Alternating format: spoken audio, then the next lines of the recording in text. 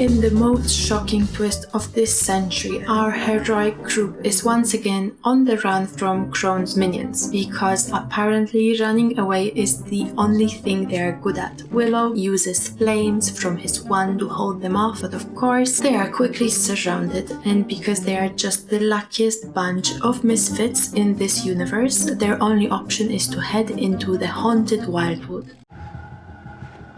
Into the Wildwood.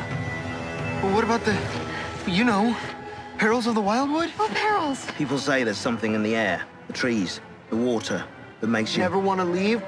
Because what could possibly go wrong in a place that's known to be haunted? This escape into a dangerous forest seems to mostly be a copy of The Company of Dwarfs and Bilbo Baggins finding the relative safety in the Mirkwood while escaping orcs in The Hobbit, except the forest in Willow is not nearly as cool or as mysterious. This is not the greenwood of old. The very air of the forest is heavy with illusion. It will seek to enter your mind and lead you astray. lead us astray. What does that mean? You must stay on the path. While the audience yawns, Willow encourages Elora to use her powers to learn magic, but let's be real, we all knew it was not going to work. What are you doing? I'm using my mind to remove that stick from your butt and transform you into someone who will let me use the wand. Is it working? No. Looking at this scene, I think the entire relationship between Elora and Willow is not unlike that of Ron and Hermione from Harry Potter and the Philosopher's Stone. Stop. You're going to take someone's eye out. Besides, you're saying it wrong. It's Leviosa, not Leviosa. Except neither Willow nor Elora are 11 years old, which only serves to show the lack of creativity of the producers and their tendency to create one-dimensional characters that lack complexity and depth. Meanwhile, Graydon and Boorman have a delightful conversation about women. Got the Goonies, huh? What? The Goonies. Little bugs buzzing around your head. Underneath still some flowers. Pass gas quietly, if at all. Until Princess Kit chimes in with yet another insult towards Boorman. Boorman? You cheddar-headed goob, if this turns out to be another one of your side quests, so help me, I'm going to cut out your heart. Luckily, by the end of the episode, she will be kidnapped by trolls, so there is a chance we will miss out on her dialogue lines in episode 6. I mean, seriously though, how predictable can this plot get? Could the writers please come up with something more original? And just when our heroes thought things could not get any worse, they are ambushed by a bunch of soldiers known as the Bone Reavers. Kit tries to negotiate with Scorpia, the leader of the tribe, but of course Scorpia decides to keep them captive. Lock the Nelwyn and the pretty fella down in the burrow. Okay. Toss these two in the rattler. Wait, But keep this one here. what are you gonna do to her? She'll make good sport. And because being held captive is the best possible moment for a heart-to-heart conversation, Kit continues to argue with Elora and becomes worried about Jade's whereabouts. She'll be okay. How could you possibly be sure of that? I don't know. It's just a thing people say. They wear people's skulls as masks. I believe that love is the most powerful force in the universe. Wait, what? We have some overly expository dialogue that serves no real purpose and really slows down the pacing of this entire episode. My best friend is being tortured right now and you're talking to me about love? I'm just saying, I know what you're going through. Oh, right, because you rolled around in the grass with my brother a few times?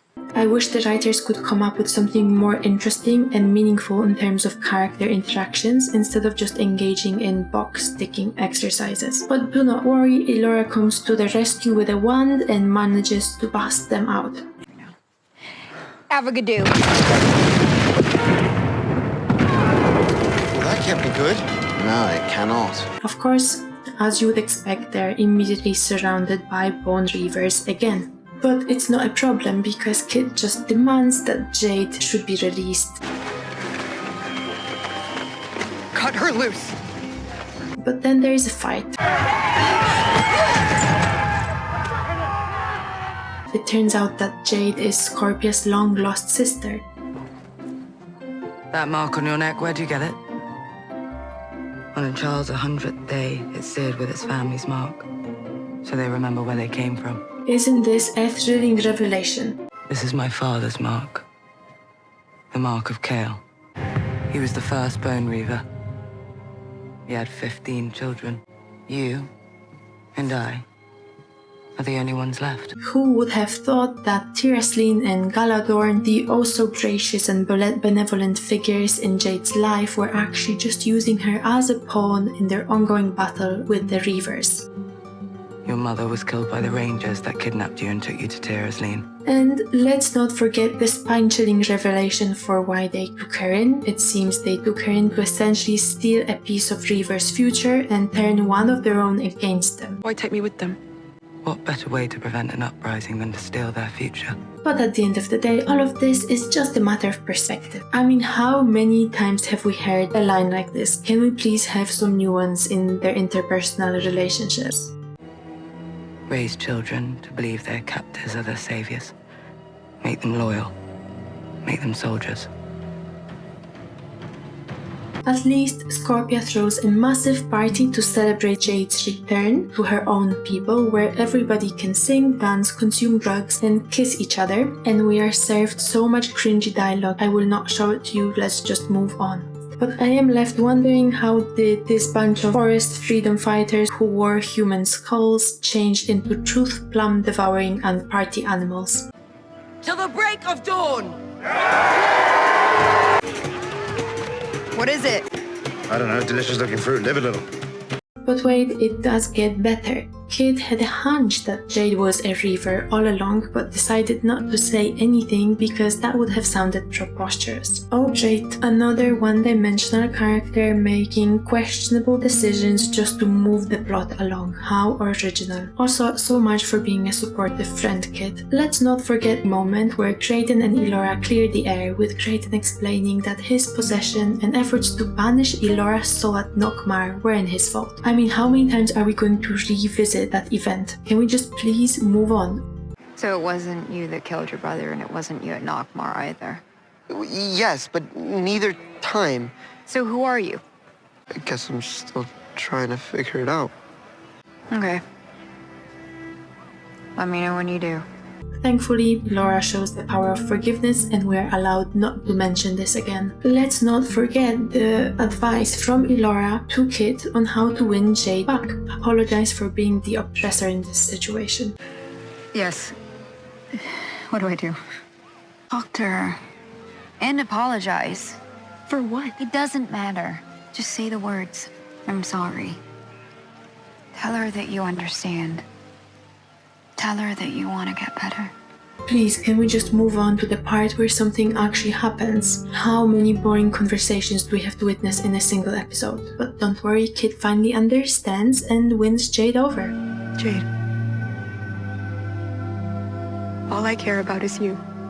And if you want to come here after we find Eric to live, I would tag along. Just in time for a party to be ruined by trolls. Well, at least something is happening, so maybe it's not a bad sign.